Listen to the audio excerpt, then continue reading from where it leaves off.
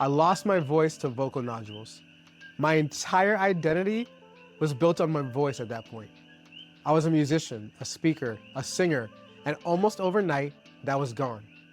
I was forced to rebuild my entire professional identity from scratch. Confidence is the result of your work, not the requirement for it.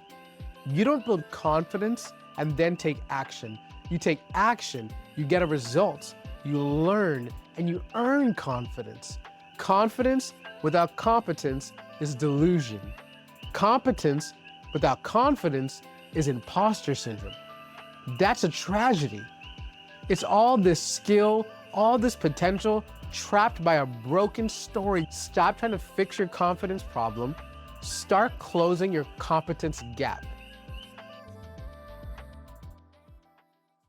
The world tells you to just be more confident, but confidence is a feeling and competence is a fact. Now, guess which one actually matters for achieving your goals? If you've been told to build confidence but still feel like an imposter despite your achievements, the problem isn't your mindset. It's that you've been trying to solve the wrong problem. I used to think confidence was a prerequisite. I thought it was something I needed to build before I could succeed. Every time I felt insecure or uncertain, I thought the problem was me, that I just didn't have enough confidence. But I did what everyone told me. I practiced positive affirmation. I stood in the mirror saying, "You're capable, you're successful." I visualized success. I tried to fake it till I make it. None of it worked because my body knew I was faking it. I still felt like an imposter. I still questioned my abilities. I was waiting for this magical feeling of confidence to show up before I gave myself permission to take the real action. Then the universe called my bluff. I lost my voice to vocal nodules. My entire identity was built on my voice at that point. I was a musician, a speaker, a singer, and almost overnight, that was gone. I was forced to rebuild my entire professional identity from scratch. And here's the key. I couldn't wait for confidence. It was impossible. I couldn't fake it till I make it when I physically couldn't do it. I had no choice. I had to build competence instead. And that changed everything for me. See, confidence is a byproduct, not a prerequisite. Let me say that one more time. Confidence is the result of your work, not the requirement for it.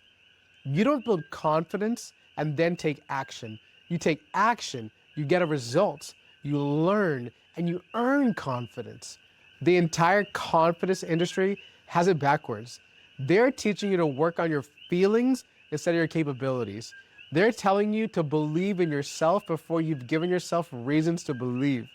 They're selling you emotional solutions to practical problems. And here's the truth.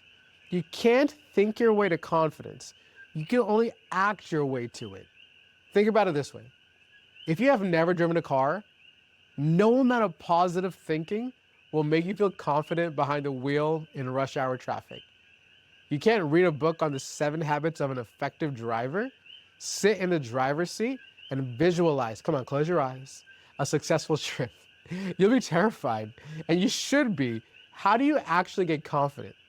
You take driving lessons. You practice in an empty parking lot. You learn what the pedals do.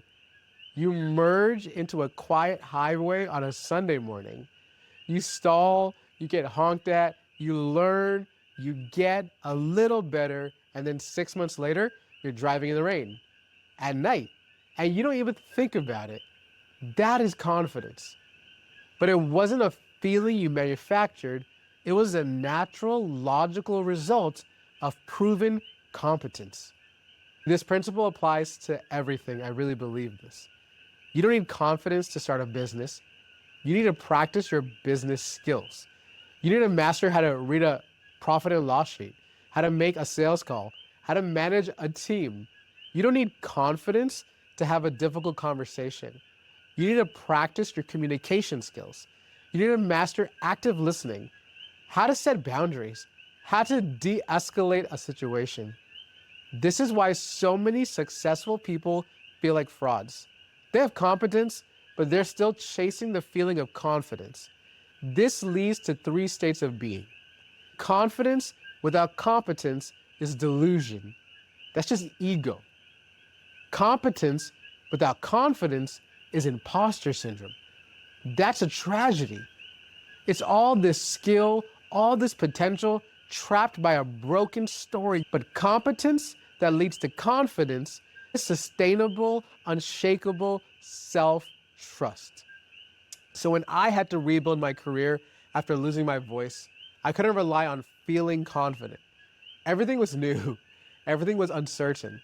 Instead, I focused on mastering my capabilities, one skill at a time.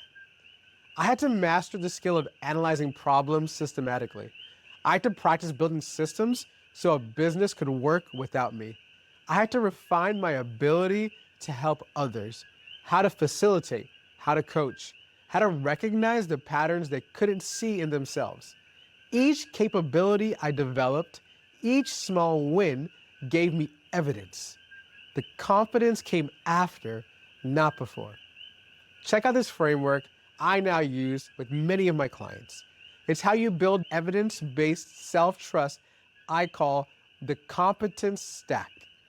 It has 4 simple practical steps. Step 1, pick one capability.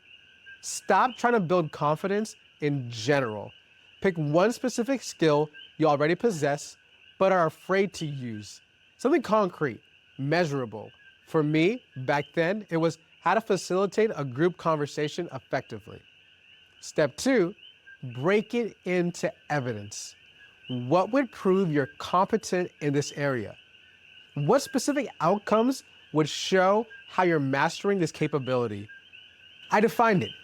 People participate more actively, the conversations stay on track, actionable outcomes emerge, people request follow-up sessions.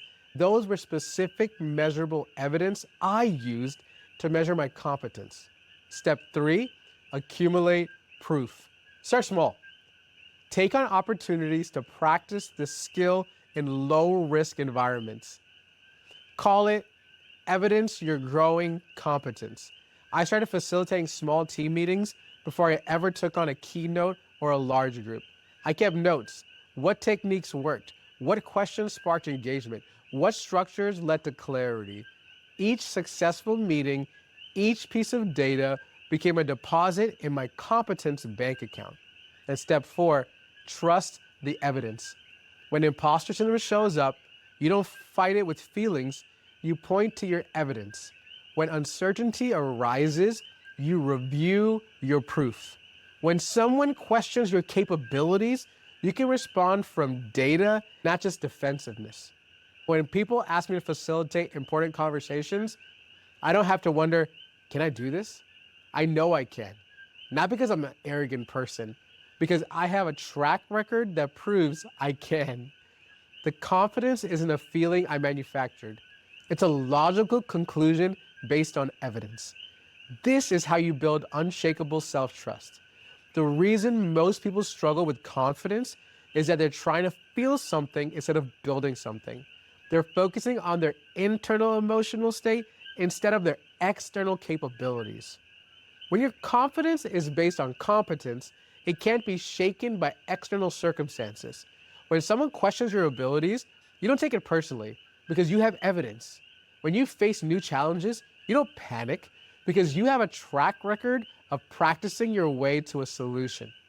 Confidence becomes calm certainty based on proven capability instead of anxious hope based on positive thinking. The person you're becoming doesn't need to feel confident. They need to be capable. Capable people naturally feel confident because confidence is a byproduct of competence.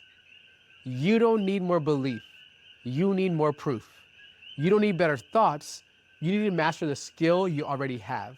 Stop trying to fix your confidence problem. Start closing your competence gap. So what's one capability you already have that you can start practicing today? This will give you the evidence you need. That's an investment in your future self-trust. If you want help identifying the specific capabilities you have, maybe one that you can master, that'll make a huge difference, this is the work we do at Empower Potential. We help you build competence systematically so confidence becomes the natural, inevitable result. This is the heart of our Rooted program. Click the link in the description. Let's talk about your Competence Stack, because we believe that potential isn't earned, it's unlocked.